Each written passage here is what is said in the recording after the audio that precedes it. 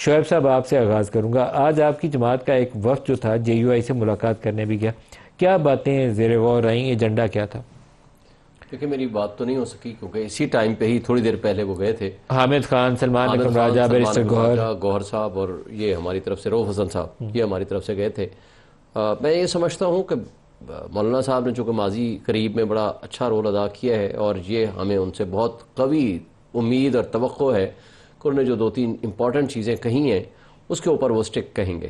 دیکھیں اس وقت کا جو مسودہ تھا اس کو کیا چیزیں کہی ہیں انہوں نے جس کے اوپر سٹک؟ دیکھیں پہلی بات انہوں نے یہ کہی ہے کہ یہ انلیجٹیمیٹ اسمبلی ہے, اس کو یہ اختیار نہیں ہے کہ یہ اس طرح کا کوئی بھی مسودہ لے کر آئیں یا اس کو آئینی ترمیم کریں.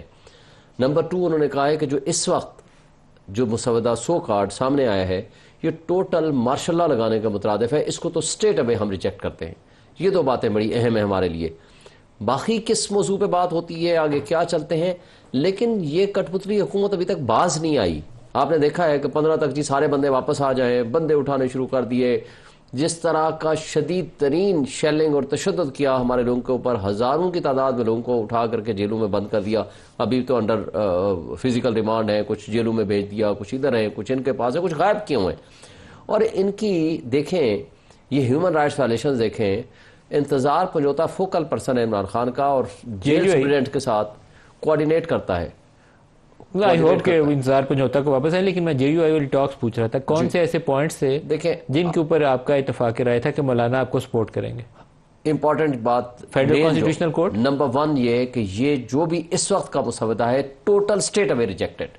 ٹھیک ہے, اس بات پہ ہمارا اتفاق. اور کون سا ایسی چیزیں ہیں جس کے اوپر آپ دونوں جماعتیں مل کے چلیں گی؟ کیونکہ کامران مرتضیٰ ایک بنا رہے ہیں, آج کے بعد پتہ چلے گا. کامران مرتضیٰ صاحب اس میٹنگ میں تھے, وہی شاید بتانے کی پوزیشن میں ہوں گے. آج کی میٹنگ کے حوالے سے میں نے کہا نا کہ اس سے پہلے 2 باتیں انہوں نے کی, ان دونوں باتوں میں ہمارا اتفاق ہے. اور سب سے بڑھ کر یہ کہ یہ جو پرسن اسپیسیفک بنانا چاہ رہے ہیں 25 تک, تب تک تو یہ کسی صورت انڈر کنسیڈریشن ہی نہیں آنا چاہیے.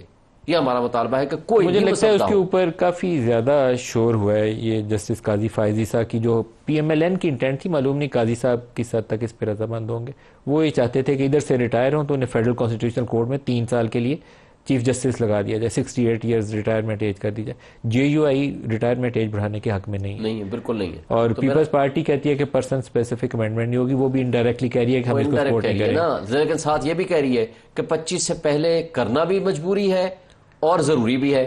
اب اگر پرسن اسپیسیفک نہیں ہے نا ندیم صاحب, مجھے بتائیں, انہوں نے اسی پیپلز پارٹی کے رضا ربانی صاحب تھے نا سربراہ آئینی ترمیم کے جو 18th امینڈمنٹ ہوئی تھی, 18ویں ترمیم ہوئی تھی.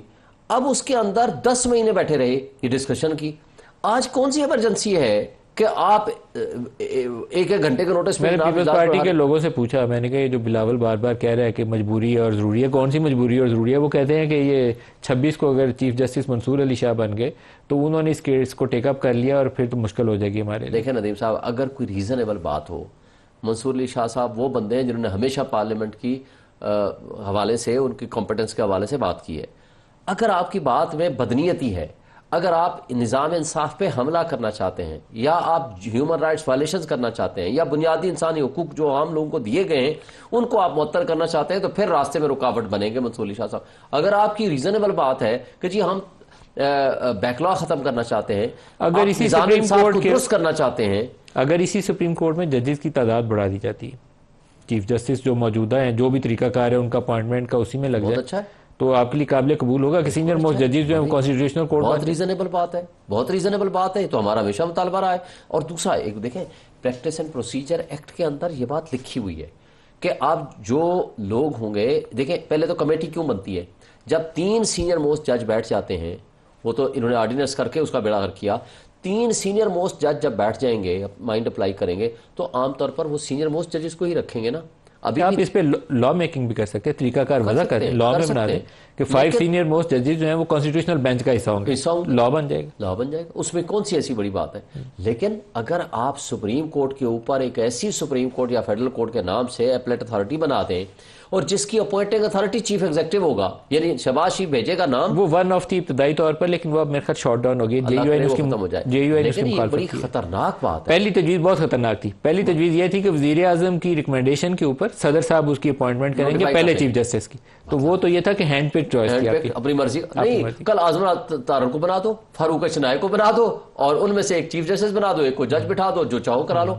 بات یہ ہے کہ اگر آپ نے انصاف کے نظام کو درست کرنے کی نیت کرنی ہے نا، میں بتاؤں جتنے انٹیلیجنٹ اینڈ کمپیٹنٹ جج منصور علی شاہ ہے نا، انٹیلیجنس اور انٹلیکچوئل پوائنٹ آف ویو سے، میں نے اپنی زندگی میں جب میرے 20 سال کی پریکٹس ہوگی ہے سپریم کورٹ میں، اتنا کمپیٹنٹ، اتنا انٹیلیجنٹ اور انٹلیکچوئل جج نہیں دیکھا۔